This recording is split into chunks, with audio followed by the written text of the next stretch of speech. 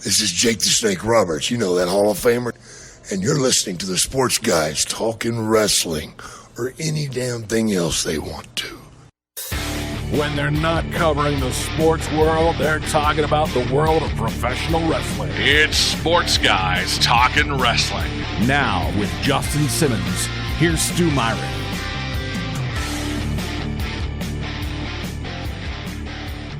Sports Guys Talking Wrestling on the horn.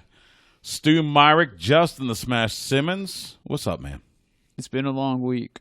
It's been a long week. A lot of wrestling going on. A lot of wrestling. A lot of sports. It here. A lot of it here. You're right. A lot of it, at least in the state of Texas. And a lot of sports. You've been knocking it out at Flow Sports. I had Lake Travis and Galena Park North Shore. Congratulations to North Shore. But hell of a game. Shout out Hilltoppers taking down the number 3 team in the nation in the women's pulling the upset. They took out the number 16 team in the nation. There's some good basketball going on in the Hilltop. That's all I'm saying. Still got some high school football. Congratulations to the Westlake Chaparrals. Yeah, big win for them. Big win. So they are going to head to the state championship game on Saturday. Again.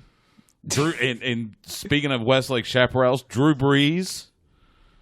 Becoming the all-time passing touchdown leader in the NFL. Congratulations to the former Westlake Chaparral. In fact, he was the quarterback the last time the Chaparrals won a state title. Yeah, that was like, what, so 1995? 95, 90, something like that. It's been a while. So who knows? Maybe there's some charm there. Well, what's his name? Michaud?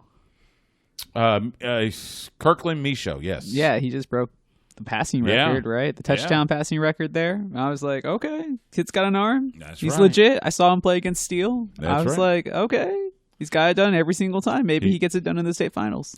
We'll see. But that's sports. Let's talk some wrestling. This past weekend. Wait. How about them Cowboys, though? I know. Wasn't it good to see them win? It was. All right. That's all I had to say. This past weekend, boy, you talk about a lot of wrestling. 3 pay-per-views back to back to back. To back.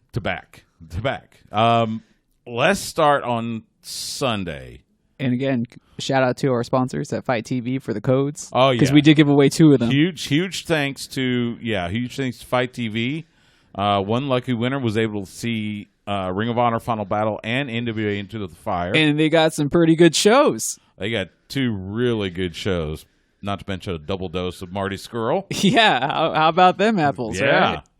Yeah, interesting. That's probably the most eye-catching thing that happened this whole weekend, wrestling-wise, to me. I think it was. Well, but you also had a nearly 52-year-old man become a world champion. Congratulations to PCO. Yeah. The new Ring of Honor world champion. Yeah, that one trended on Twitter real hard, and a lot of people had questions. Obviously, I have questions now, like, when was this call made? Did it come last minute? Was there an injury involved? So many questions, but the fact is that it happened. The fact is it did happen.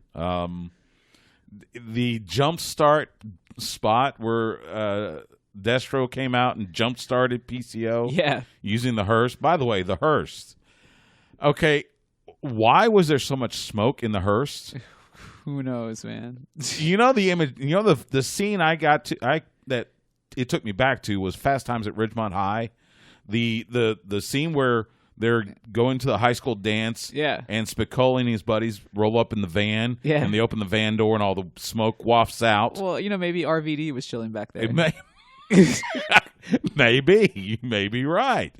Snoop Dogg. Yeah, could have been Snoop Dogg. Could have been RVD. Could have been anybody. But yeah, that was a lot of smoke. Yeah, it was it just reminded me of a Cheech and Chong film. Talk about one of the many. Street profits wanting the smoke. They should have been at Final Battle. They would have gotten the smoke and more. Let's start with Sunday. Let's go in chronological order. Final Battle on Friday. As we said, PCO. Well, let's preface this with the fact that they needed to have a really good showing to make this pay-per-view worth buying. I mean, it's been a whole year. ROH has been through a whole lot, and it hasn't really been an upswing for them. They've had some ups, they've had some downs, a lot of downs. Yeah.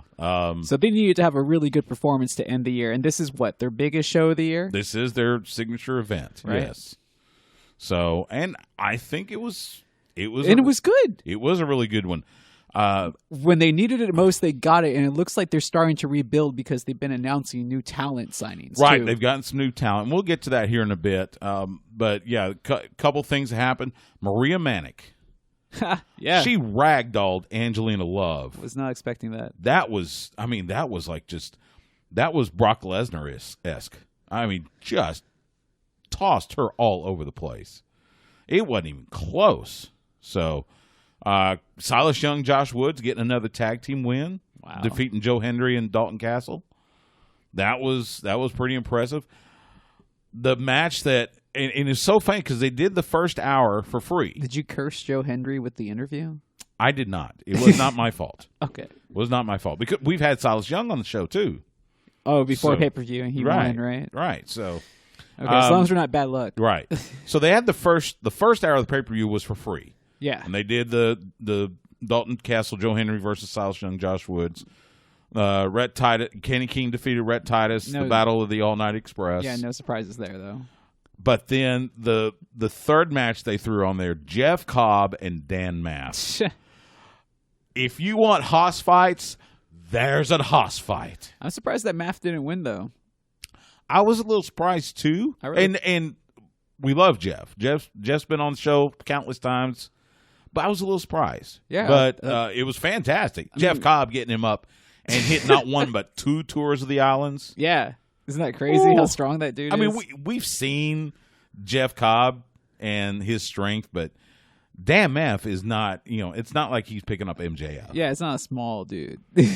I mean, not to mention, they had the kind of the show respect afterwards. Could you imagine them as a tag team? I was just about to say that would be a fun tag team. They'd be unstoppable. Oh man, that's a lot of beef. I mean, maybe ROH needs to get back to its tag team division roots. Maybe that will be the way to rebuild. Who knows? They had 2 other title changes.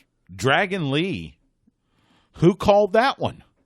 Dragon Lee defeating Shane Taylor to become the World Television Champion. I was going to say, neither one of us last time I checked. No, we both had Shane. Yeah, I figured that he was going to hold on to that title well into the next year. As long as he wanted. But hey, Dragon Lee, congratulations to him. And so when that happened, we all thought, okay, here we go. We're going to have the brothers, because Dragon Lee would be the TV champion. Rouge, his brother, world champion. So we're talking about Ryu Lee, right? Right. Now Ryu Lee. All right. I think Ring of Honor can still say Dragon Lee. Okay. Because of their work with CMLL. And then also Jay Lethal, Jonathan Gresham. Yeah, we called that one. We did call that one, but congratulations to them. They defeated the Briscoes to win the World Tag Team titles. I'm telling you, it looks like they're going to try to rebuild through tag teams. It's very possible, and they've done that before. There was a time when they had the best tag team division in all of wrestling. Oh yeah. And I think if they get back to that, yeah, there's a lot to talk about. Otherwise, it was a great show. Well, we also saw what probably was the last time that Colt Cabana is going to be on ROH television for a while. Yeah, I think they kind of hinted at that. Even with Alex Shelley. He wrestled Alex Shelley. Alex Shelley won. Great match by them. But it might be the last time because Colt Cabana seems to be going to dedicate himself, at least in the short term, to the NWA. Well, even Ian Riccaboni on his Twitter kind of hinted at that. So I was like, oh, okay, well, that makes sense. Speaking of the NWA, so the following night they did NWA Into the Fire there in Atlanta at the GPB Studios. Nick Aldis retains against James Storm. Surprising. I mean, but that's a good story, though, still. It was. It was a good story. It was a good match. Nick Aldis wins. He goes over to talk to David Marquez. All of a sudden, the lights go out. You hear the music. There's Marty Scurll. Yeah. So, and the crowd knew exactly who he was. Oh, of course. Of course. I mean, you can't mistake that music. And the AEW fanboys on Twitter lost their minds. By the way, speaking of music, they did entrance music. Yeah, I noticed. We talked about that. So, I wish they would bring it back for the regular show, but if that's how they differentiate their pay-per-views from their regular show, I get it. But it did add to the excitement of the show. It did. And this week on Power, Marty Scurll made his intentions known. He wants another crack at the 10 pounds of gold. He wants another crack to become the NWA World Heavyweight Champion. Remember, he fought Nick Aldis in a 2 out of 3 falls match at the Crockett Cup. So he wants another crack at it. So the Rock and Roll Express are still your tag team champions in the NWA, defeating the Wild Cards. They even got it done on Power today. They did. Aaron Stevens is now the new national champion. It makes sense. It's a good story. He and Colt Cabana can now go back and forth, and we'll see what happens with that. I know we all wanted Ricky to win, but we all know that Aaron Stevens, heel wise, is just over the top. People hate his guts in the NWA, so. Yeah, the perfect guy to give a title to. Not to mention he's still got those flesh-colored trunks. Did you see him today, though, wearing the karate gi? I know. I was like, oh, come on, man. What's to give him stuff like that to work hilarious. with? He's golden. A couple other news and notes from that pay-per-view. So, NWA announced, and you saw Stu Bennett unveil it. They're bringing back the television championship. Yes, and it's gorgeous. Gorgeous belt. This the classic belt, the one you saw around the waist of the likes of Tully Blanchard and Dusty Rhodes and Nikita Koloff. In fact, on Power, Double A. Nikita Koloff comes out. Yeah. We've had him on the show. Wonderful man. So they're going to introduce that. They're going to have a tournament, and then I think the tournament starts on January 24th at their next pay-per-view. Yeah. Aptly titled Hard Times. Interesting title. Those that will contend for the NWA World Television Championship, including the Dawsons, Ricky Starks. In fact, he's got a match, a play-in match, I think that's what they called it, against Eddie Kingston. Oh, okay. I think we've seen that before. In fact, I think we saw it in Inspire this past year. Colt Cabana will take on the question mark. The master of Mongrovian karate.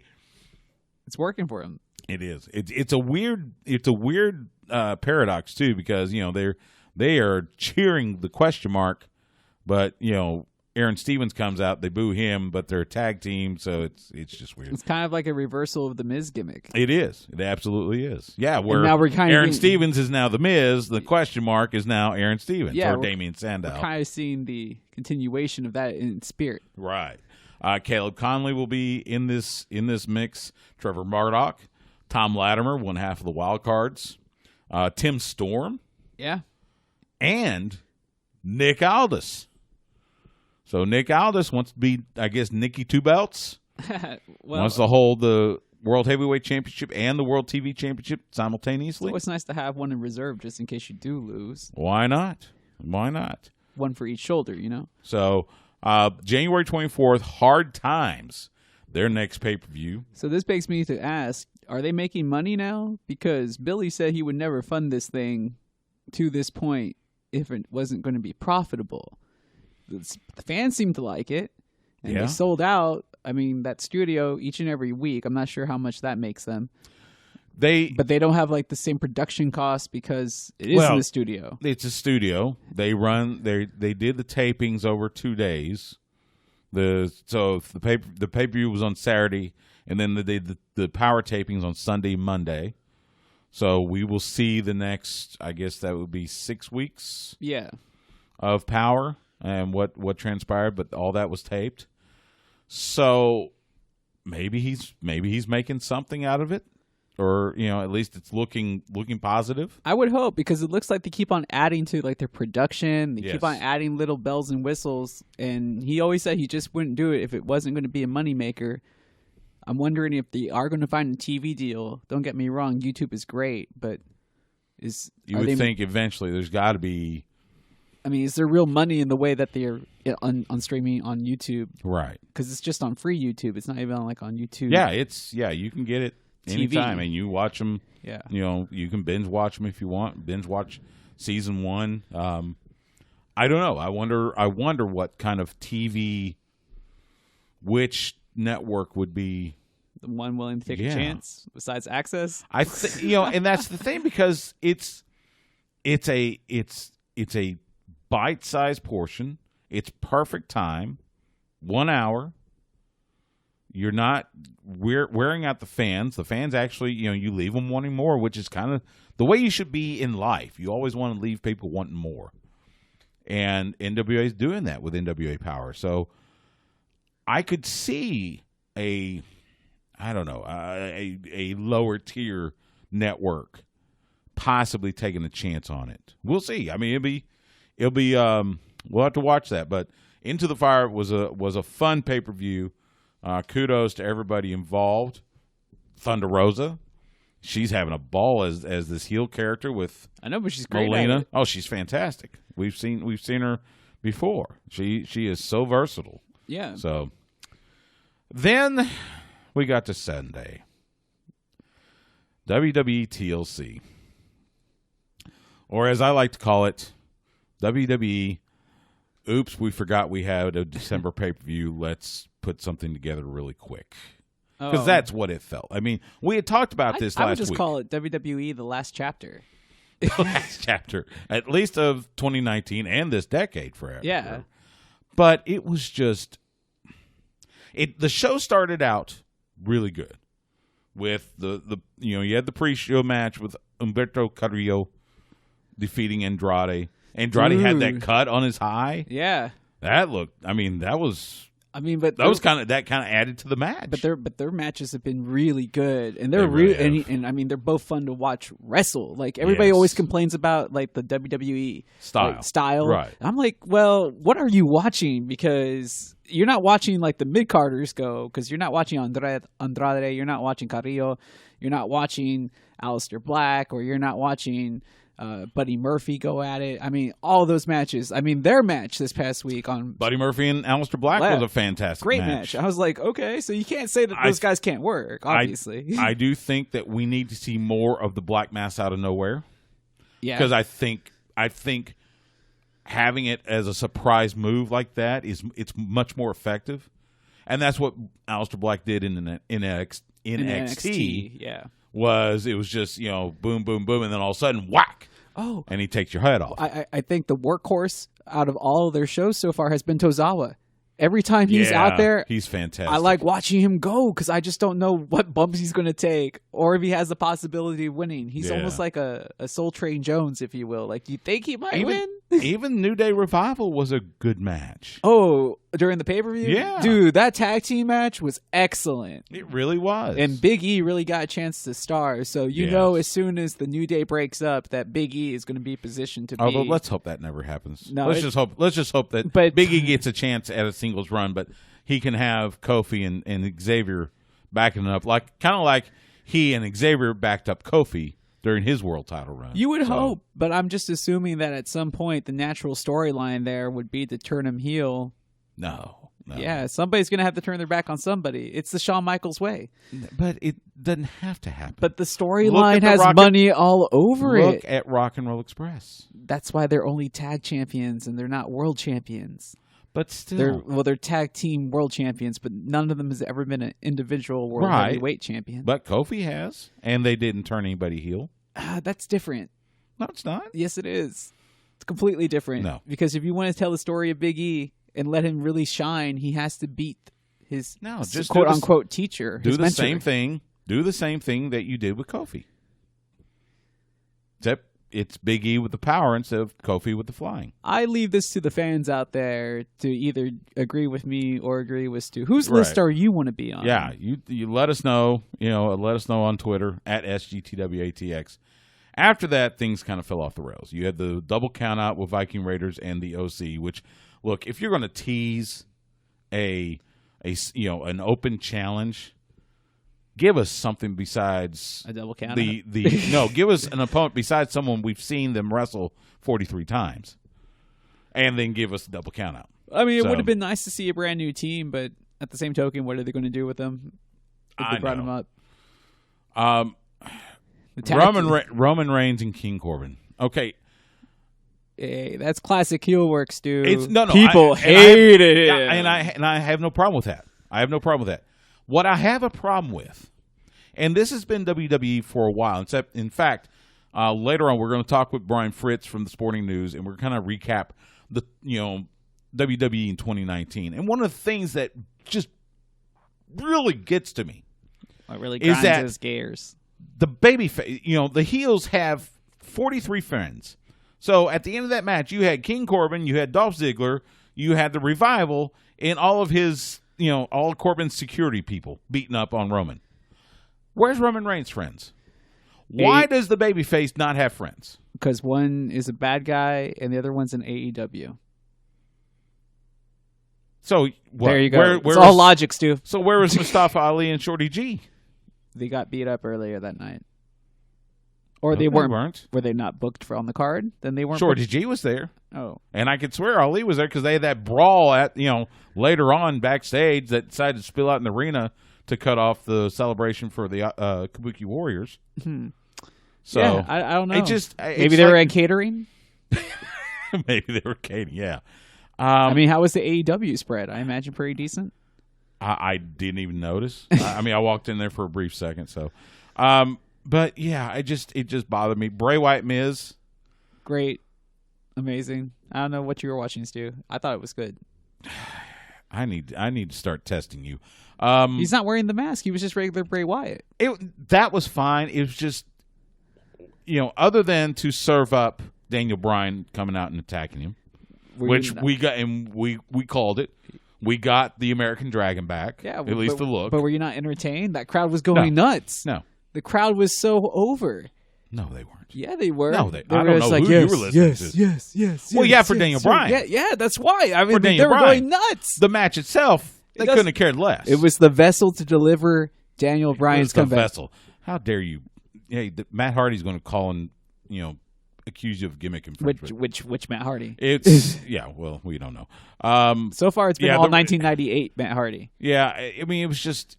It wasn't a bad pay-per-view for what it was. It was, considering it was just going to be a throwaway pay-per-view. I mean, think about it. We had low expectations. It wasn't as bad as we expected, but it gave me everything I wanted. Boy, I got the continuation of the Lashley, Rusev, Lana love triangle. Stop. No, for real. Stop. Corbin, he is the best heel that they have, and the Kabuki Warriors. Hey, there were some nasty bumps in that match. Do we have an update? You talk too much. Just listen to Ricky. You've been watching those Botchamania videos finally? It was bad. Anyway, that's TLC. At least now we're on the road to the Royal Rumble. So no, we're not. Yeah. No, we're not. Yeah. We're not. That's the next one. No, because if you're watching Raw last night when R-Truth was looking to point to the WrestleMania sign. That's true. That's true. He said the announcer said that the road to Royal Rumble doesn't officially start, or WrestleMania doesn't start. That's why I said we're on the road to Royal Rumble, not WrestleMania. I heard WrestleMania. See, not listening. We're going to take a quick time out. When we come back, Brian Fritz from the Sporting News will join us to talk about WWE's year in review. All that coming up next on Sports Guys Talking Wrestling on the Horn.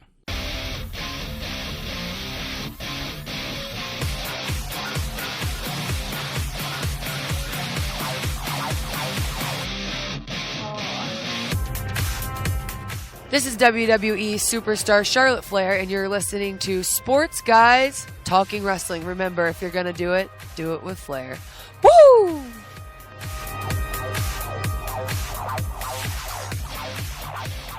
Sports Guys Talking Wrestling on the Horn. Stu Myrick, Justin the Smash Simmons. So WWE has had an interesting 2019, let's put it that way. And to help us look back at the year for World Wrestling Entertainment, joining us on the Vaqueros Cafe and Cantina hotline, he does stuff for the Sporting News. It's our good friend Brian Fritz. Follow him on Twitter at Brian Fritz. Bri, how are you doing, man? I'm doing better than WWE did in 2019. Well, that's not saying much, but maybe from a storytelling standpoint. It's been an up and down year for it, hasn't it?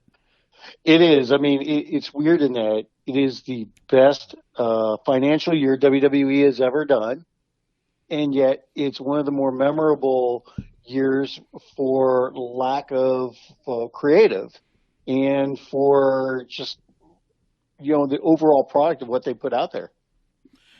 Let me ask you this: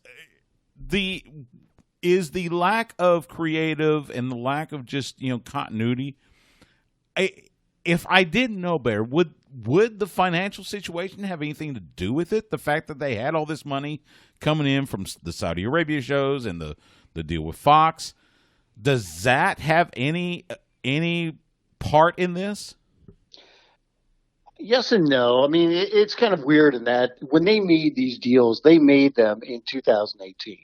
So these deals were locked in a long time ago. I think when it comes to what they're putting, though, on the networks, when it comes to USA and especially on Fox, I don't know who their audience is anymore, because it seems like WWE is trying to placate everybody.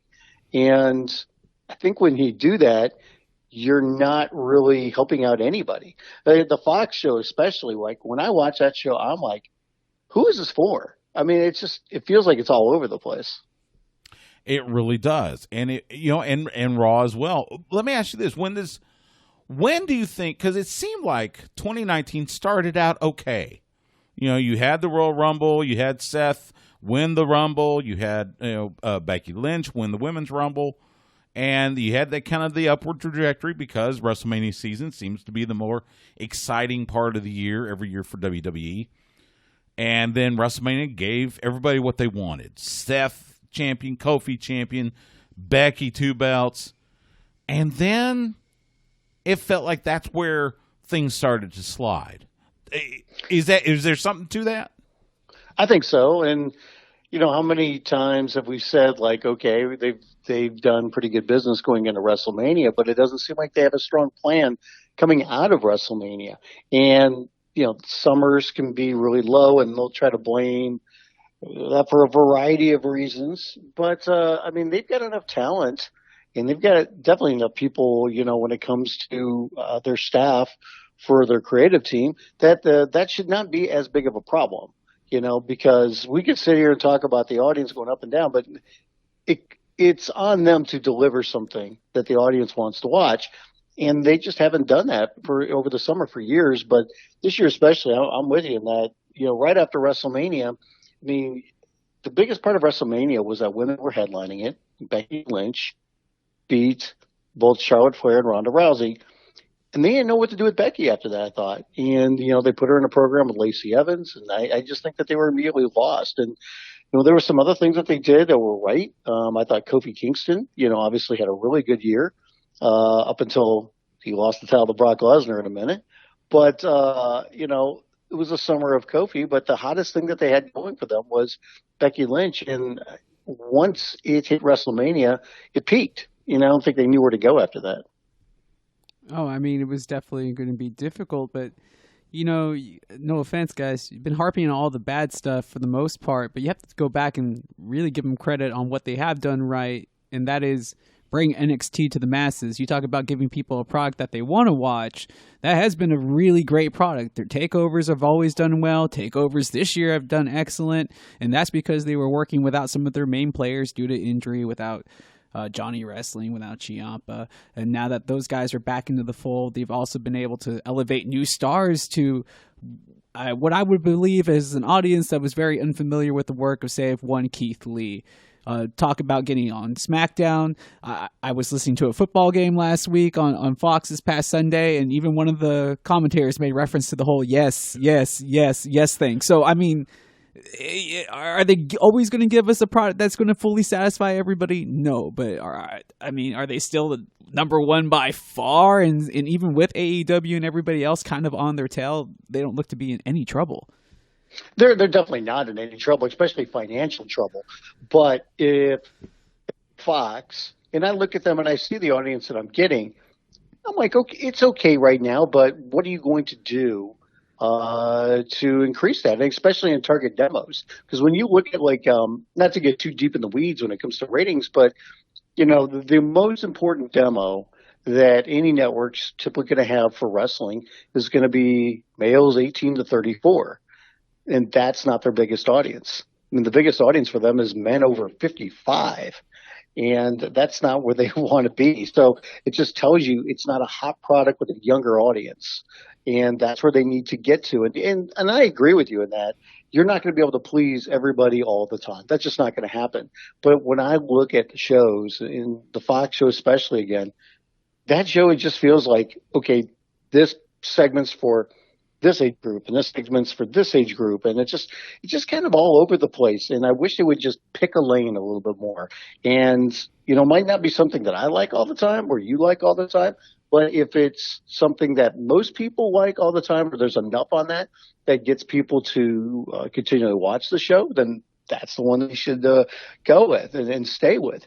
But I just wish they would kind of figure that out and say, this is what we want this show to be. And we want to make that very clear. And we are going to stick with that rather than, just parsing it out in all these different segments and kind of trying to appease so many different people with so many different things that they're doing on the same show. And we're talking Brian Fritz from the Sporting News. Follow him on Twitter at Brian Fritz. So if we were going to pick an MVP for WWE for 2019, who would it be? Rusev Lana. Why are you even asking? Stop. Are we excluding NXT or just WWE? Let's for the sake of the they're on USA the most now. of the year. Well, but they were only on USA since October. So for the sake of the rest of the bulk of the year, let's stick to Raw and SmackDown. I would say, can I give one male, one female? Sure. Becky Lynch and Kofi Kingston. Okay. Because of their Kofi's title run, I thought was better than anybody expected. Remember at the time it was such a feel good moment that he won at WrestleMania, and we didn't even think we were going to ever get that moment. It was just going to happenstance that he got it anyway because there was an unfortunate injury to Ali, and things kind of worked their way into where Kofi got that spot, and everybody got behind him. But it was one of those things. That was like, what a great moment, and how quickly are they going to get the title off of him? And come to find out, he had the title for a while, up until, he lost it so quickly in that first episode of SmackDown to Brock Lesnar, which was not the right way to take it off of him, in the manner they did. But that's that's another story. But, Kofi's run with the title, I thought was a lot longer and a lot better than anybody expected. Yeah, but, he never had that legendary win that really solidified his title run. And that's where I feel it was underwhelming. We can agree to disagree, but that's just kind of how I felt about that title run. While it was an important moment, I think Becky Lynch was the real MVP, man or woman, when it came to the WWE this year, because she is the most over. I would put Charlotte in a close second because you have to have a good nemesis to go against, and they have been excellent against each other this year. Isn't that the interesting thing, though, when we talk about WWE, that it feels like there's a clear-cut MVP when it comes to the women. And that's great news for them, and that they are continuing to make strides for their women's division. But when it comes to the men, I mean, you could throw a bunch of different people out there and say, yeah, sure, I could go with that. And you don't know exactly who it is because I don't know what guy really stood out. I mean, I said Kofi, but, I mean, there are some definite arguments to what you said, and I'm trying to think of somebody else that really stands out, and it's tough. It is tough. That's one of the things we talked about some weeks ago. We were trying to forecast the main event for WrestleMania for the men, and I could come up with about 6 or 7 different options. Whereas usually by now we kind of know where, at least generally, where they're going to go. But it's mid-December. WrestleMania is 4 months away. I have no clue. They could Brock have Lesnar anybody. versus Cain Velasquez too. It might be, might be him against. It might be Lesnar versus Tyson Fury. And if that's the case, or it could be Cormier. Isn't that a damning indictment on WWE? The fact that they have to rely on a part-timer and another former UFC champion to headline their biggest pay-per-view of the year.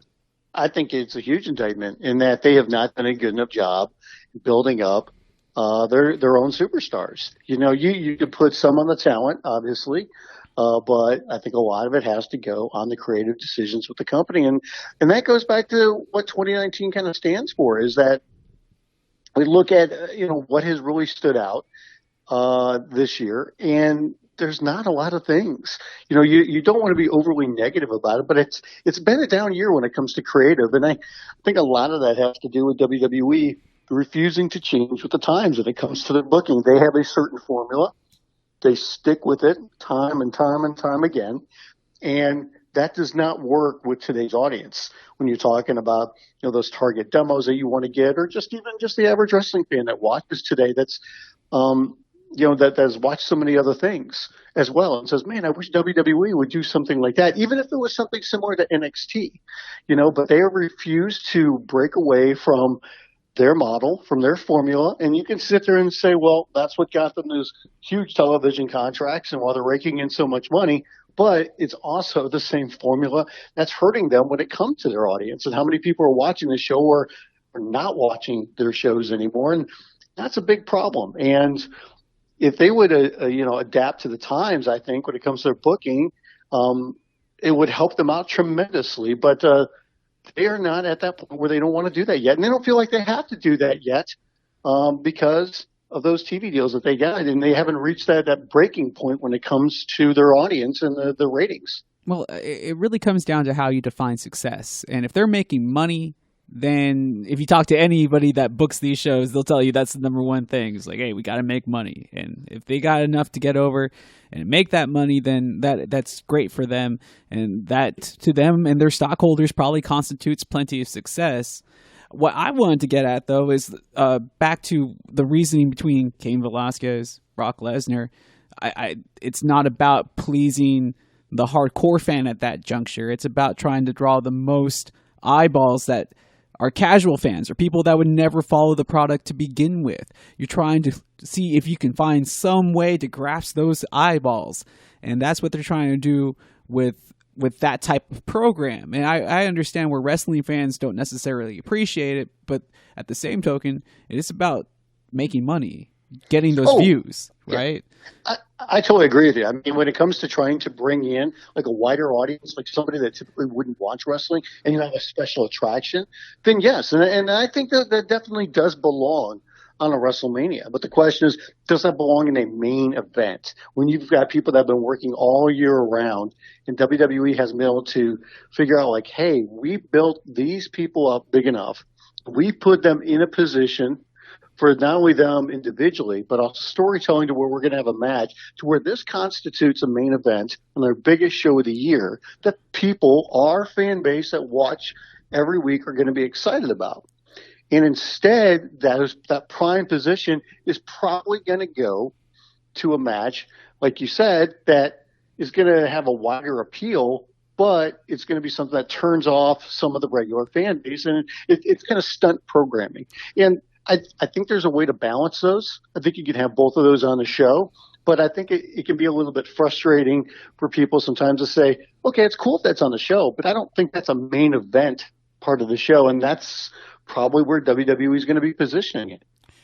If you want to hear more of our conversation with Brian Fritz from the Sporting News, we're going to continue on a podcast-only segment with him, as well as talk, year in review for AEW and the wrestling in general.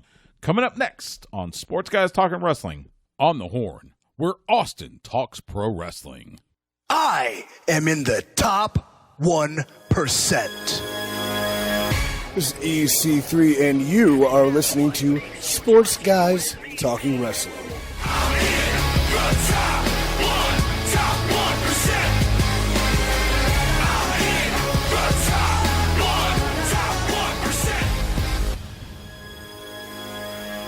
Sports Guys Talking Wrestling podcast only segment. Stu Meyer, Justin Smash Simmons, continuing with Brian Fritz from the Sporting News. Well, and especially when WWE has probably its biggest roster it's ever had. It is so deep in talent, and yet the fact that they have to rely on, say, Brock versus Kane to get the eyeballs on WrestleMania, it's not so much, making money. It's not about them, I'm not indicting them for wanting to make money and such.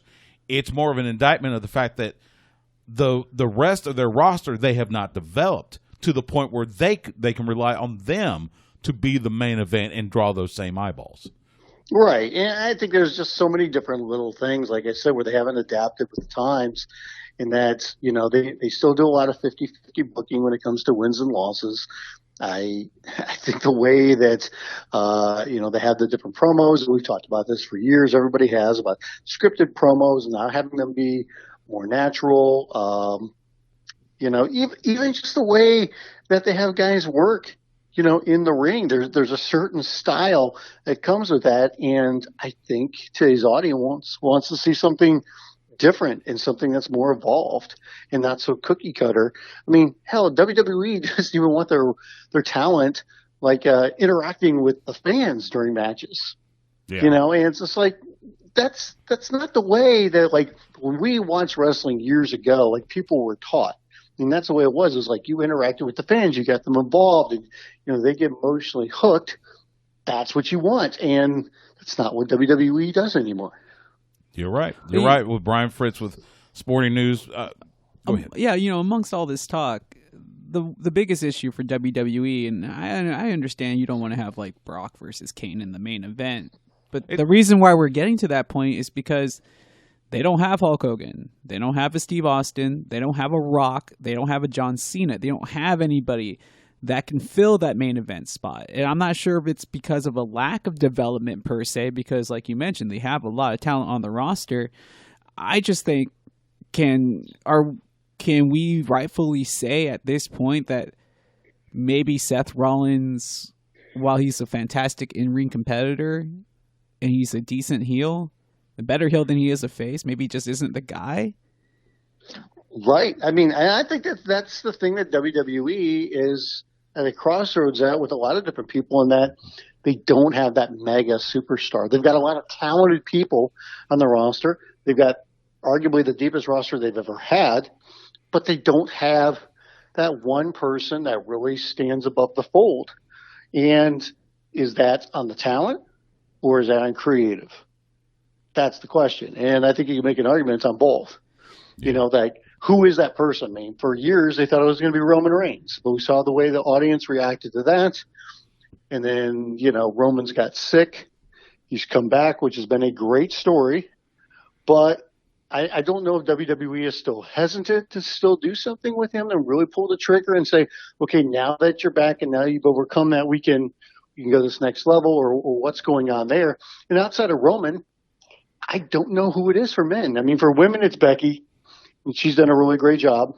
I think there's still a couple levels that she can go, and they just have to find out the right way to get there. But you also know if she was to go down with an injury or something, that Charlotte can easily pick up where Becky leaves off and have the same type of reaction from the crowd. I think so too. Yeah, I agree. Yeah. So they've got, that's the great thing too when it comes to women. It's really deep over there as well. Between they've got Becky, they've got Charlotte, they've got, if they really want to, they can still pull the trigger a lot on Sasha Banks, I think. And Shayna Baszler, I think she's going to be coming up sooner rather than later, and obviously she's a mega heel. But and that might be the main event when it comes to the women's side of a WrestleMania. It could be a Becky Lynch against Shayna Baszler. That's very possible, and that kind of leads into my next question. So in 2019, we've seen NXT transform from just the developmental brand into, for all intents and purposes, the third brand, with the likes of Adam Cole and the Undisputed Era and Keith Lee and Tommaso Ciampa and everything.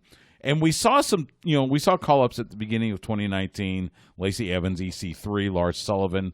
And I think of all those call-ups, the only one that's even moderately used right now is Lacey Evans.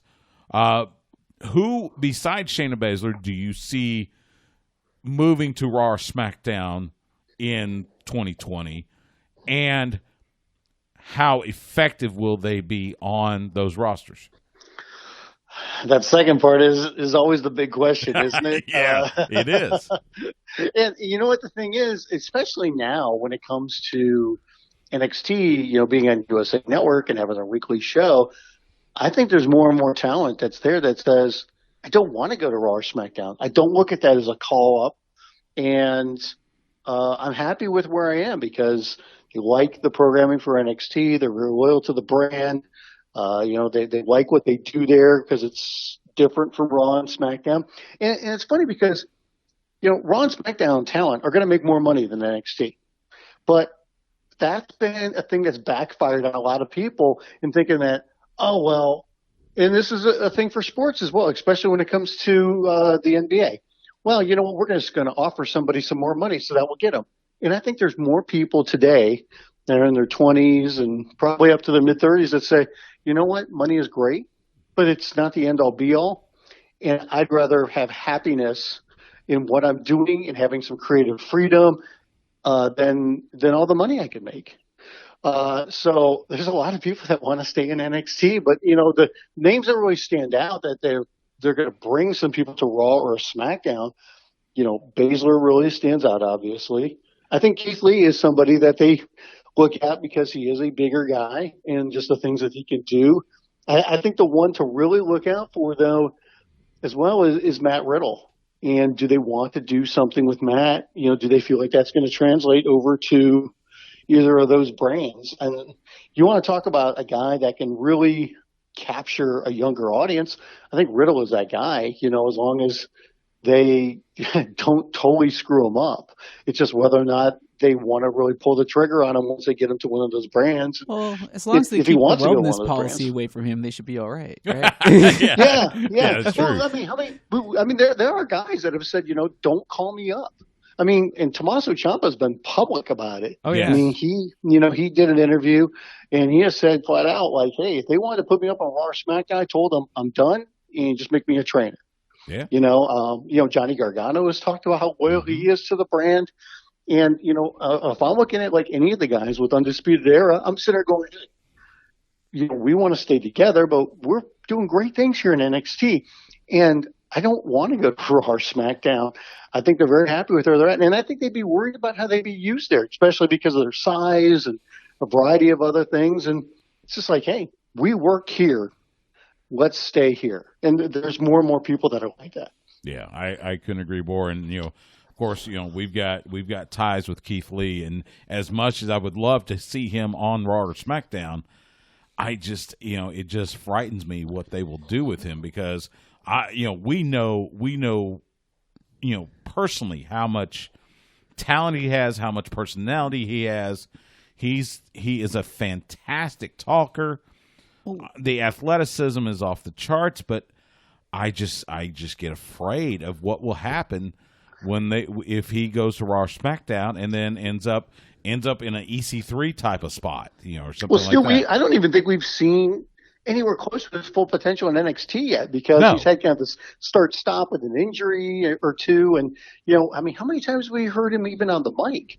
Not that much. It's just been over the last few months where they've really started to utilize him a lot more. So there's a long way they can go with him even on NXT. I agree because, as I said, look, just the personality, like I said, is so good, and I want to see more of it on NXT because, like I said, those of us that have followed him, especially when he was still on the independent scene, especially here in Texas, we know what he can do.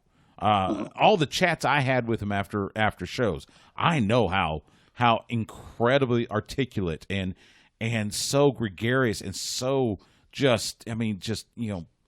there's something about him.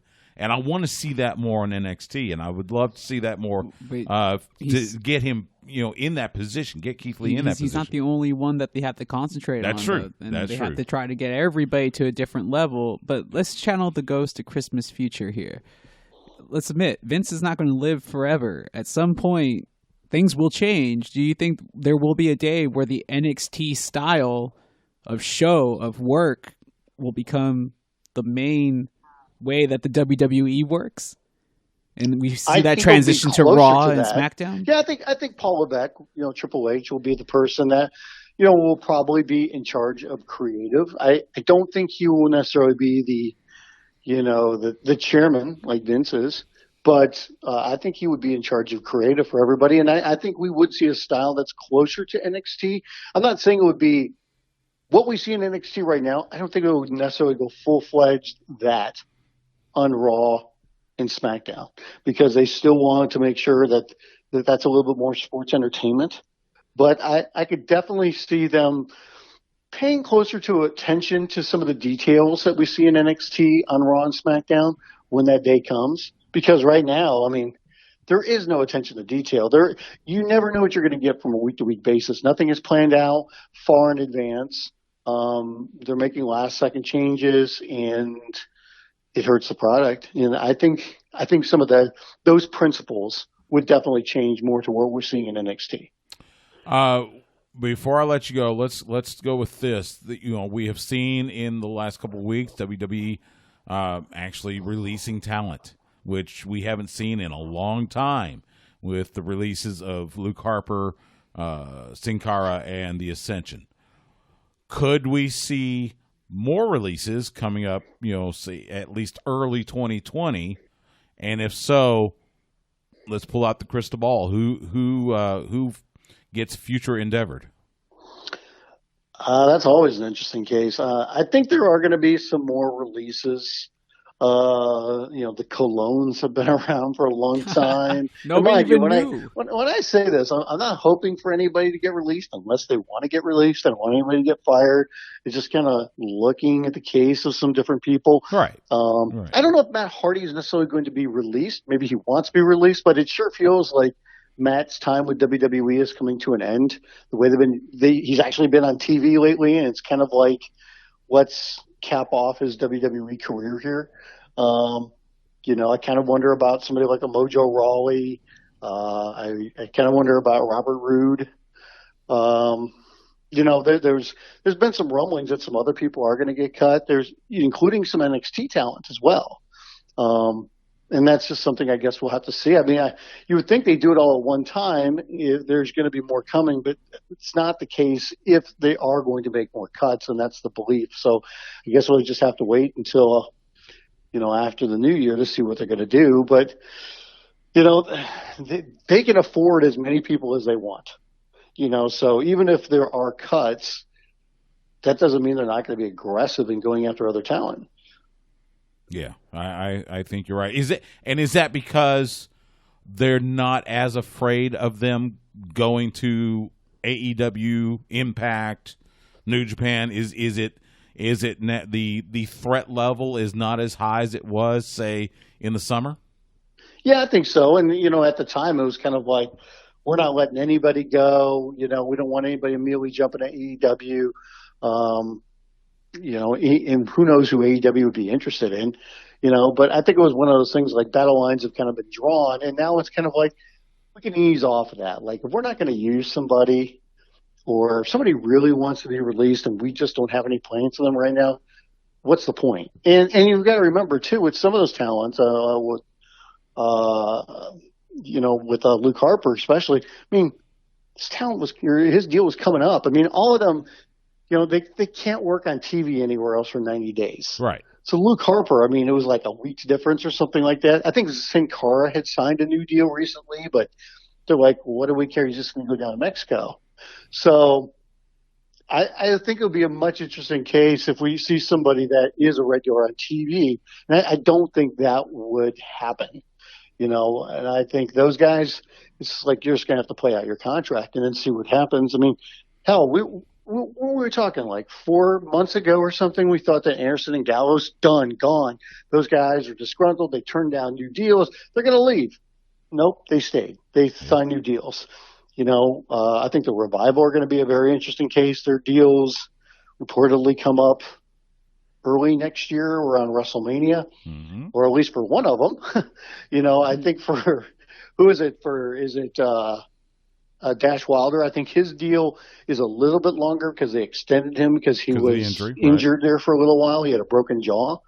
So we'll look and see what happens with those guys. But I think there's going to be more cases like that where people's deals are going to come up, and WWE is going to throw them a lot of money, and those guys are going to make a decision. Like, do we want to take the money and know what happens with WWE? Or do we want to roll the dice and go elsewhere. Doesn't mean that they can't talk with other companies kind of under the table and see what kind of money they could be getting. But there's a lot of guys I think that could leave WWE that would find work elsewhere. It doesn't mean they'll find as much money, but they could find work and maybe they'll be happier. Yeah, I think you're right. Wait, I have to ask him one question. How did you feel about the villain showing up on NWA Power? It makes a lot of sense. I mean, him and Aldis already had one really good match, and they want to bring it back, and those guys are really tight friends. It's funny because, like, Marty Scurll has been one of the big topics when it comes to where's this guy going to be all year long, right? Yeah. And it's just like there was talk early on the year, like, well, he's definitely going to AEW. Done deal, and that's why he didn't win the title, back at Madison Square Garden in April for the Ring of Honor show. And, they've been waiting all year what they're going to do. And I think he's staying with Ring of Honor. People can sit there and say, his buddies are over in AEW. But I think that, Ring of Honor has been very aggressive in trying to re-sign some of the talents. And I think Marty's on the top of the list.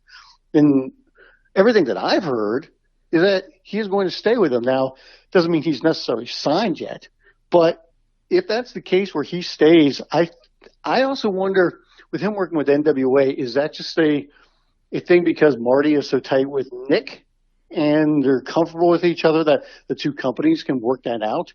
Or could this be those two promotions once again saying, hey, I know we haven't been doing anything lately, but let's revisit that.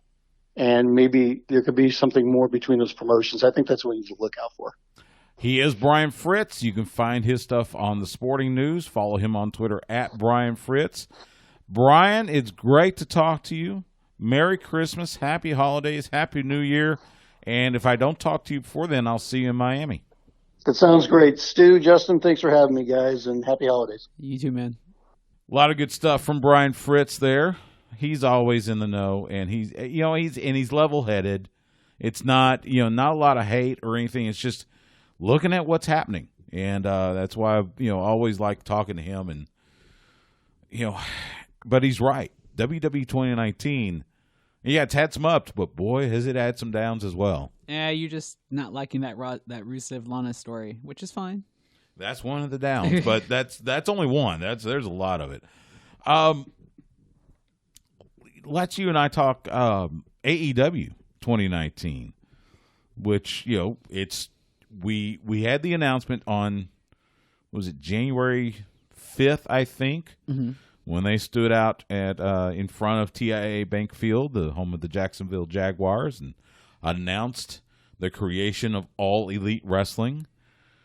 We had some pay-per-views, had Fight for the Fallen, Fyter Fest, Double or Nothing. Then, it was announced they're going to be on TV, on TNT. So the Turner Networks getting back in the wrestling game for the first time in almost 2 decades. Yeah. Then they debuted in October, in that month that seemed like everybody was debuting on TV or, getting on TV. Just your thoughts in general on what we have seen from year one of All Elite Wrestling. That's difficult because maybe I already know people are going to think it's too harsh, but at the same token, they're new, so obviously I give them a lot of leeway. Right. I mean, congratulations to Cody, to the Bucks for making this happen. Right. I mean, so when you look at it from concept to reality, that's a win in itself, right? They still are going through their growing pains as much as the AEW fanboy out there loves the promotion no matter what. When you break down the facts are ex-WWE guys are still the main attraction for the most part in that promotion. You have a guy in Chris Jericho who's much older than a lot of the talent. And while I'm not hating on that because I love Chris Jericho, I can understand where some people would be like, well, hey, this is a brand new promotion. Why don't we have a younger guy as the head star? But the truth is nobody is as talented as Chris Jericho is right now. I think that's in that promotion when it comes to the work that he's capable of bringing on the mic. Yeah. I mean, don't get me wrong. The in-ring product is a much different product that correlates to a different type of professional wrestling fandom. But I'm also quite perplexed why guys like Kenny Omega or Omega or MJF aren't positioned in a higher spot, considering that you would like to see him build younger stars a little bit quicker or to establish them as main players for the most part. And I figured those would be the guys that they would be raising those type of wrestlers' profiles in the United States. I think that I think you're right. I think that they're going through growing pains. Now, look, the product is good. It's different, and I think that helps them with the fact that it's different from what we see from WWE. You're right. They do rely on Chris Jericho and Jon Moxley and Cody. I mean, the Young Bucks are the Young Bucks. Young Bucks are the Young Bucks. And they can make anybody look great. You know, they're the exception to the rule. But they would have been in the WWE had WWE got to them at a quicker time and offered them more money, you know? Right. Well, at a different time. At a different time, yes. I would say different time. I mean, before this stuff happened. But and I think that we're starting to see some talent get more noticed, like Best Friends, Orange Cassidy.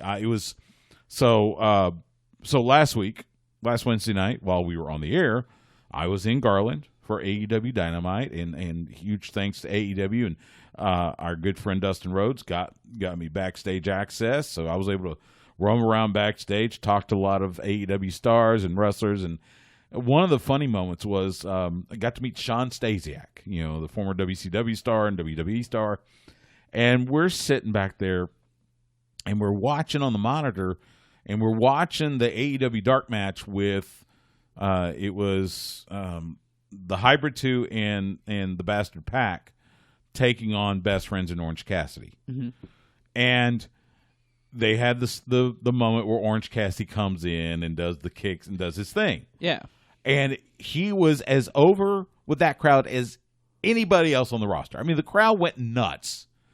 And it was funny. One of the guys leaned over and said, you know, we've been busting our tails in pro wrestling for so long, and when we could have just done that and gotten over.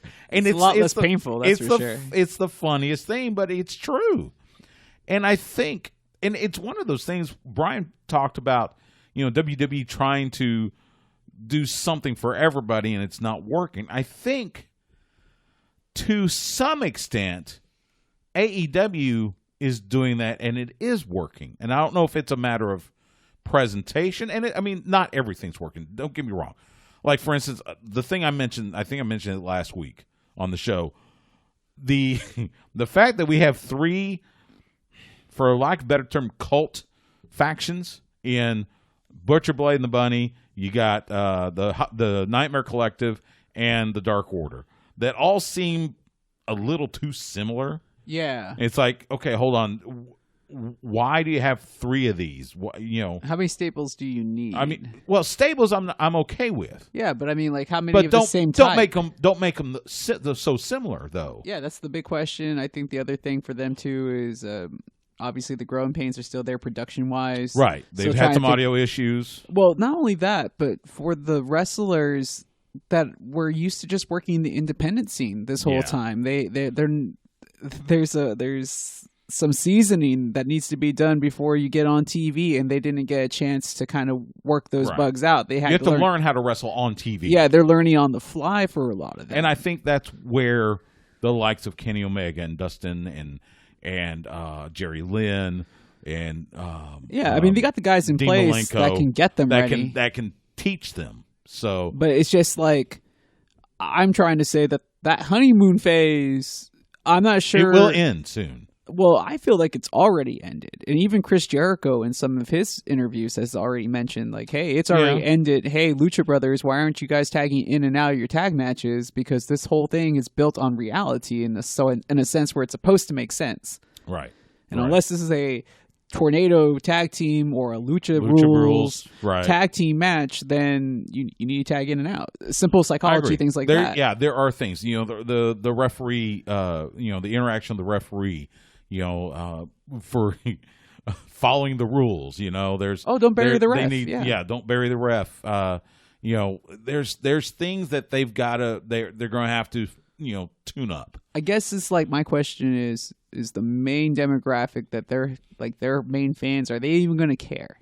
Are they already so entrenched that nothing they do will be seen as bad in their eyes just because it's so alternative from WWE programming?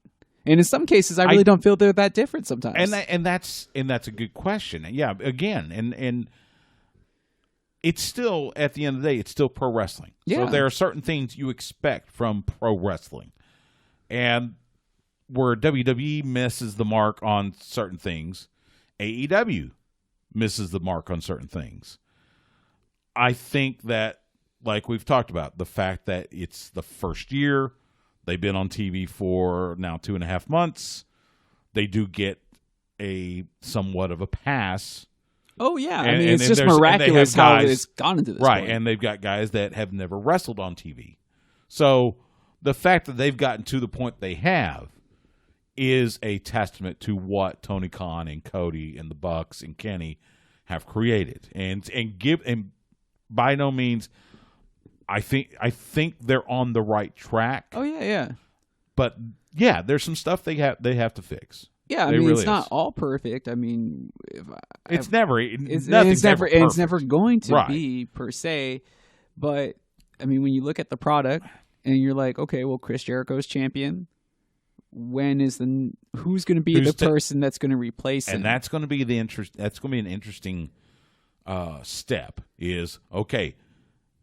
It's kind of like the gripe that I had with putting the Universal title on the Fiend. Is that okay? Who takes it off of him? It's kind of the same thing with Chris Jericho. Who takes that title off Chris Jericho and when? You can't have Chris Jericho you can't do, no matter how much think back to it, you can't have a Hulk Hogan 4-year title run type thing.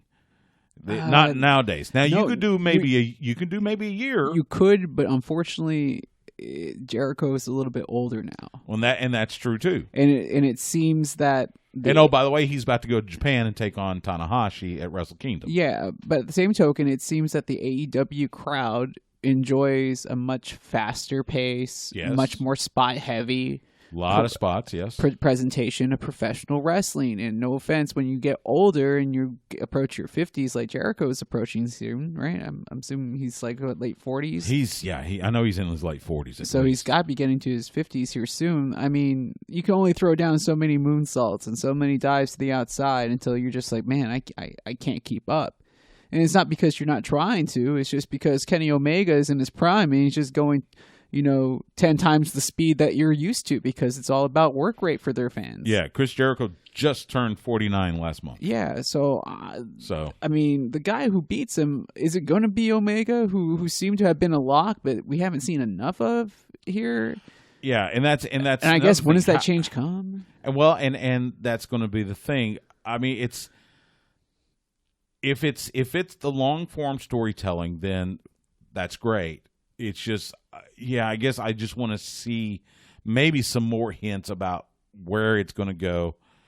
But, I want to make sure I'm patient enough because, I think back to the old school way of, a story can take 6 months or more. But the product isn't for us, Stu. The product is for a different It's for you. generation. Well, but it's more for you than me.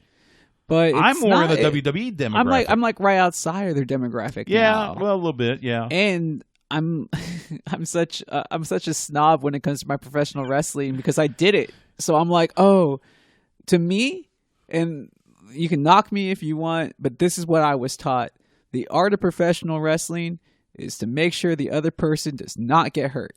Yes. And I can't. Yeah. It's really hard to do that when they're jumping from a ladder in the ring to the outside on top of you to make sure that other person doesn't get hurt and you don't get hurt.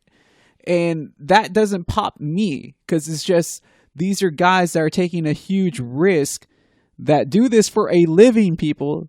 They do this to entertain you, yes, and because it's their dream, but this is how they ultimately put food on the table. And guess what? If they have a broken leg all of a sudden in some independent match in the middle of Idaho and they can't work, they're kind of SOL. Right. You're right. And that's why it's like, I get it. I'm glad that it entertains you, but I don't want to have to see 3 suicide dives in one match like Seth Rollins. And that's just Seth Rollins doing it. And there's something, but that's just something me. else they got to work on pacing of a match. No, but that's what the fans want to see. I think that's what AEW fans want. Right. But I think what you're trying to get to is eventually you're going to become numb to it. It's going to become the norm. We already are. Right. A DDT used to finish things, and now it's just a transition spot. Right. Dives used to be serious things that would lead to countouts, but they're just transition spots. Again, I'm still excited to see where AEW goes in me 2020. Too. I'm just and I'm in agreement with you. But yeah, they've got issues they need to address, and we'll see what happens. I think it's for not to sound, I think it'll be easier for them to address their issues than WWE. But part of that's just because WWE's been established for 60 years, and they're just Vince does Vince. I think they're just in a lull where they don't have the main player on the men's side, and as soon as they have that main superstar on the top, they can build.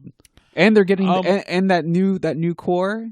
They might not want to leave NXT, but I'm pretty sure if they tell Adam Cole like, "Hey, you're going to be the next guy," he would have to think about it. It's possible, and he looks like he'd be the next Shawn Michaels. Honestly, I will say this, and as I said, I was fortunate enough to be backstage in Garland for AEW Dynamite, and it was really fascinating to watch everybody, including Tony Khan, who I had a chance to chat with really briefly, and to watch him interact with the different wrestlers and talk to him about spots and everything, and it was really something. I mean, he worked as hard as anybody else back there.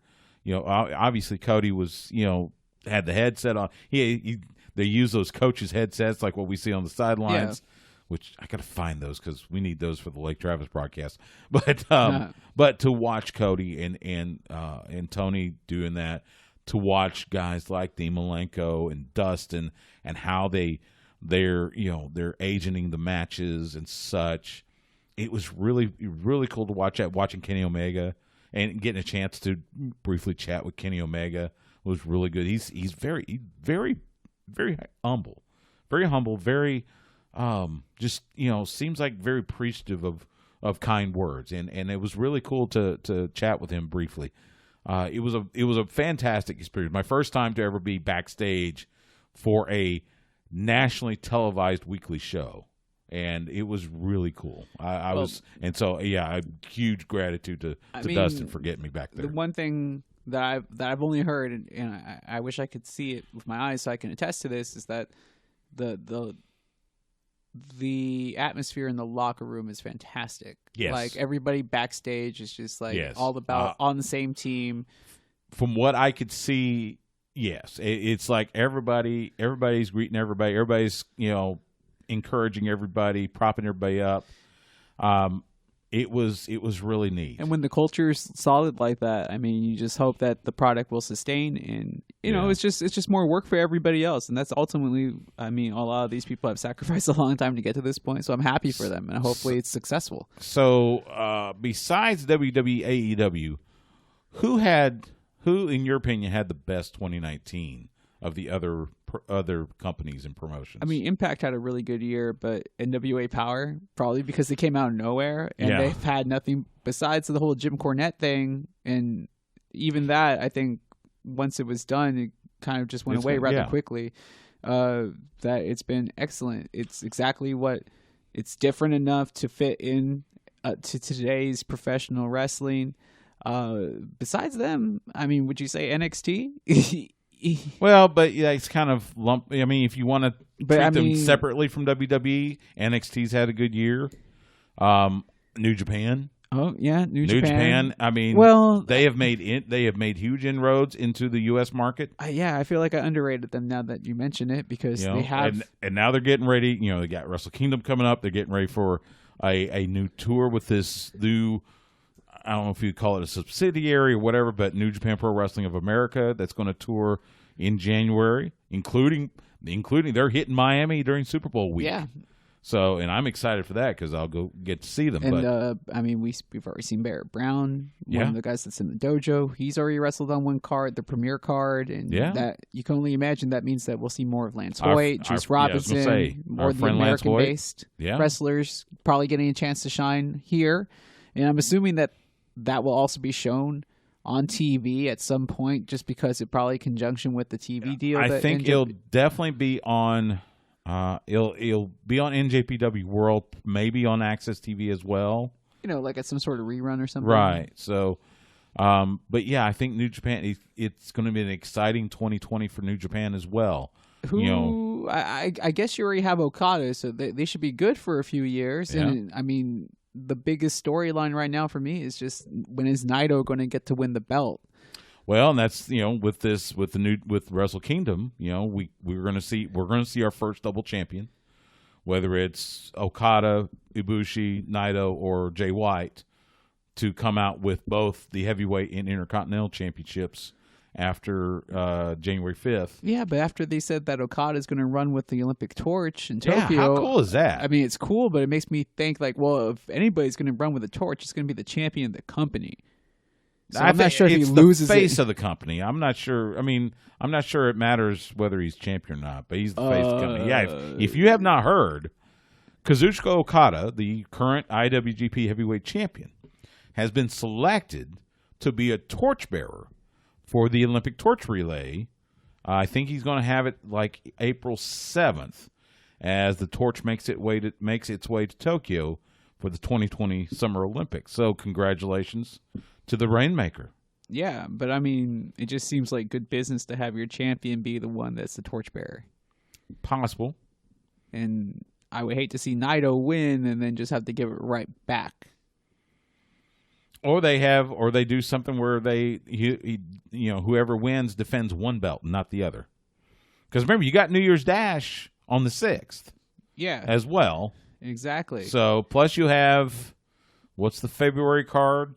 Dominion? No, that's June. February is, I can't think of it. But yeah, they'll have a tour in February.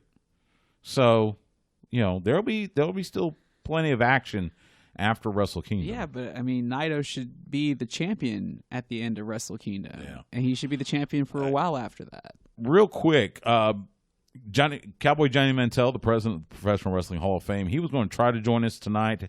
However, there's some issues with his phone, and so we weren't able to bring him on. We're going to bring him on after the new year when we come back.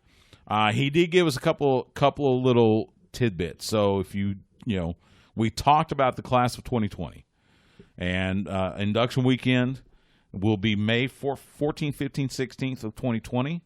There at the Professional Wrestling Hall of Fame Museum in Wichita Falls. He has given us a couple of sneak peeks at events that they are planning for that weekend.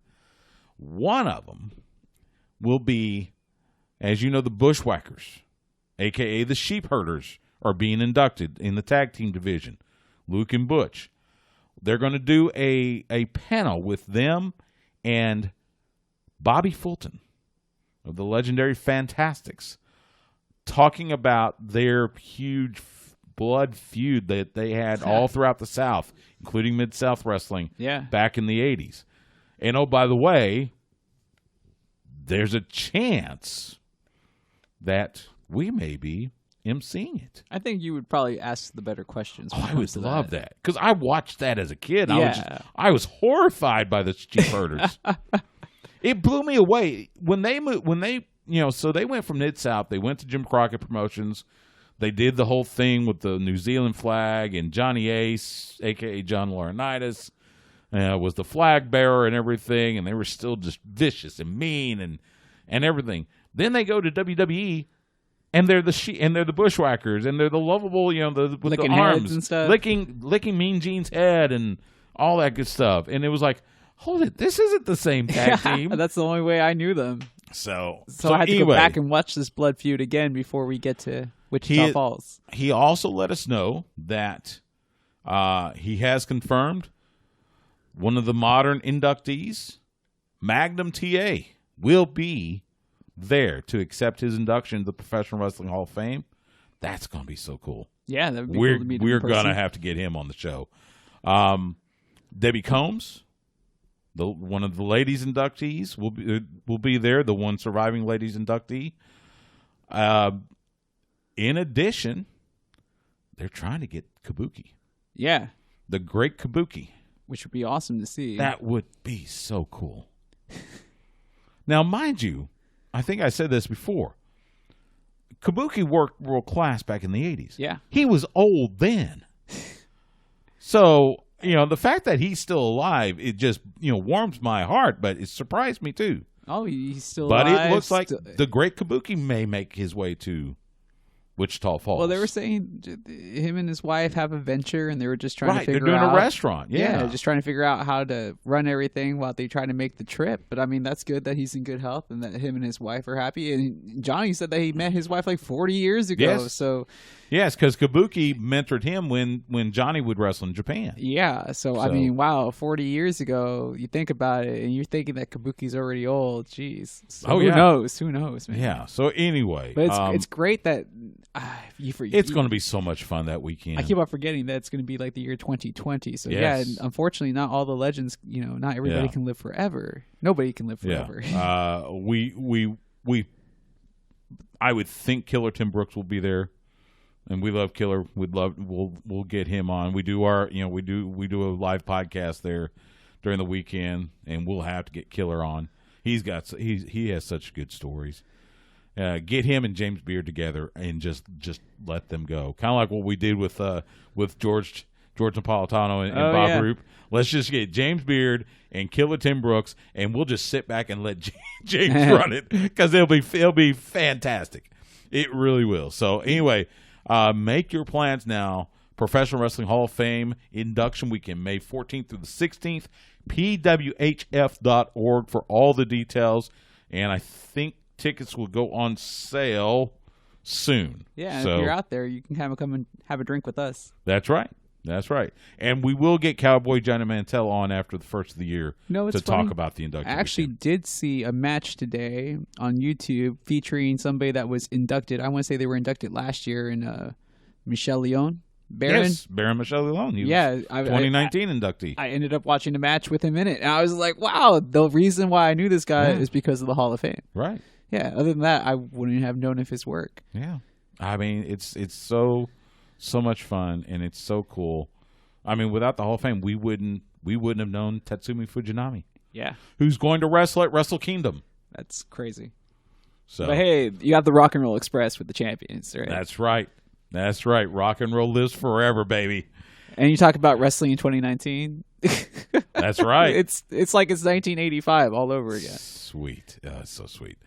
We're going to take a quick time out. When we come back, we'll let you know what's happening in independent wrestling around the area. You're listening to Sports Guys Talking Wrestling.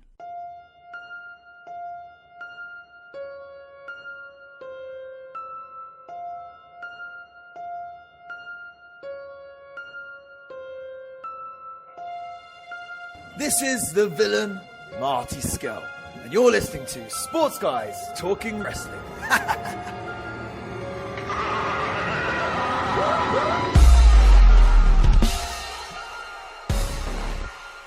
Sports Guys Talking Wrestling on the horn. Stu Myrick, Justin the Smash Simmons. Yeah, that crowd, when that hit at NWA Into the Fire, that crowd went nuts. Oh, yeah. Oh, that was fantastic.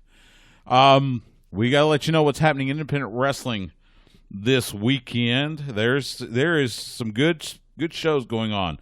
We will start in Sherman because, after all, it is the third weekend of the month, which means it's Texoma Pro Wrestling. They are having live wrestling and a toy and food drive Friday night at the Sherman Elks Lodge. Bell time 8 p.m. Short Sleeve Sampson will be there. Adam Asher, Miranda Gordy, Jerome Daniels, and more. So that's Texoma Pro Wrestling. Make sure you bring unwrapped new toys and food Friday night in Sherman. Laredo Wrestling Alliance presents a very sleazy Christmas Saturday at Blackout Training Center in Laredo. Bell time 7 p.m. The sleazy one himself, Joey Ryan, will be there. Absolute Ricky Starks will be there. Steve Orino, Roxy, and more. That's Laredo Wrestling Alliance, Saturday night in Laredo. Texas Wrestling League presents Hair vs. Hair, Sunday at Cine El Rey in McAllen. Bell time, 8 p.m. Dirty Andy Dalton, Thunder Rosa, Nate Jolly, Chris Austin, and more. Texas Wrestling League, Sunday in McAllen. And then, after Christmas, Hurricane Pro Wrestling presents Glory and Pain on Saturday, December 28th at Ford Park in Beaumont. Bell time, 7 p.m. Steve DeMarco, Ruthless Ryan Davidson, Heather Monroe, Pump Patrol, and more. That's Hurricane Pro Wrestling on December 28th in Beaumont. New Texas Pro Wrestling presents Lone Star Saturday, December 28th at Life Church in Abilene. Bell time, 7 p.m. Chandler Hopkins, Q, Kylie Ray, the Latin Heartthrob Gino, Dashing Chris Bay, and more. That's New Texas Pro Wrestling Saturday, December 28th in Abilene. And that's a look at independent wrestling around the area. Make sure you go check out a wrestling show near you. Go support independent wrestling. So some programming notes and the reason why we went over events for the weekend after Christmas. So, as with the rest of the Horn, we are not doing radio or podcast next week because it's Christmas. Oh, I thought it was just because they weren't going to pay us. Well, if that was the case, never mind. So no radio show, no podcast next week, and of course the rest of the Horn will be off next week as well, or next Wednesday as well. I think get some best of shows probably on Tuesday, but otherwise we're off next week. So enjoy the week. No radio the following week on New Year's. We are going to try to do a podcast to preview Wrestle Kingdom 14. Hopefully talk to the current IWGP U.S. Heavyweight Champion Lance Hoyt. That'd be nice. Who's going to be in a Texas death match against John Moxley at Wrestle Kingdom. We may even try to get our good friend Kevin Kelly, who'll be calling the action on NJPW World. So that'll happen on New Year's week, but no radio show. So the weeks of January 8th and 15th, we are preempted due to Longhorn men's basketball. So we will be podcast only those weeks. We will return to the Horn airwaves on January 22nd, back at our regular time of 8 p.m. because high school football will finally be over. Of course, that will be in time to preview the Royal Rumble happening at Minute Maid Park in Houston. So that's a look at what, huh? Kind of feel like we should go to that. Well, it would be nice, except I will be in Miami when that happens, so I'll be watching it from Miami. Oh, that's right. Because that's Super Bowl week. So anyway, there's Super a look. Bowl over Royal Rumble. What are your priorities, Stu? Yeah. Yeah. Joe Roderick and I think we'll find a spot to post up and watch that. So anyway, we'll do some podcasts in January. We're back on the Horn airwaves on January 22nd, 8 p.m. Central on the Horn. So all that and more. As we say, congratulations to the Westlake Chaparrals. They will play Denton. Is it Denton Geyer for the 6A Division II State Championship this Saturday, 7 p.m. Good luck to the Chaparrals. They one hell of a season, and rooting for them to make it all the way there. So, and good luck to the Wimberley Texans, who will also be vying for a state championship. So, if you I said this on the Lake Travis broadcast during halftime on Saturday, if you want to see the best high school football in Texas, which of course means the best high school football in the U.S., this week at AT&T Stadium is the week to go. $15 for the day. You get to see 3 championship games and some incredible talent. So, well, if anything, if you can't make it, at least watch it on TV. That's right. Watch it, Fox Sports Southwest with our good friend Craig Way. And this is the first time that even the 6 men, which is 1A now, yes, but it's going to be televised on the main channel as well. So yes, I was like, you get every single state title game this Craig's year. calling some of the. He went to a 6-man game. I believe it was last week. So he could start doing some research. He's going to be on the call for those games as well. So, yeah, Fox Sports Southwest, your home for the UIL Texas High School Football State Championships from Jerry World in Arlington. That'll do it for Sports Guys Talking Wrestling. You can follow Justin Smash Simmons on Twitter, Instagram, and Twitch at The Smash Simmons. You can follow me on Twitter and Instagram at Stu Myrick. That's STEWMYRICK. You can follow the show on Twitter at SGTWATX. You can find us on Facebook and Instagram at Sports Guys Talking Wrestling. We're proud to be the official media partner of the Professional Wrestling Hall of Fame, and we're proud to be part of the great lineup you hear every day on the flagship station for the Texas Longhorns and your radio home in Austin for the Dallas Cowboys. Starting January 22nd, catch us Wednesday nights back at 8 p.m. Central on the Horn, or you can catch us anytime on demand by going to hornfm.com and click on the On Air tab, or by subscribing to us on YouTube or your favorite podcast provider. Big thanks to Brian Fritz from the Sporting News for joining us, and our thanks to you for giving us a little bit of your time. From Justin and myself, have a wonderful Christmas, happy holidays, happy New Year, and we will see you in 2020 at the matches.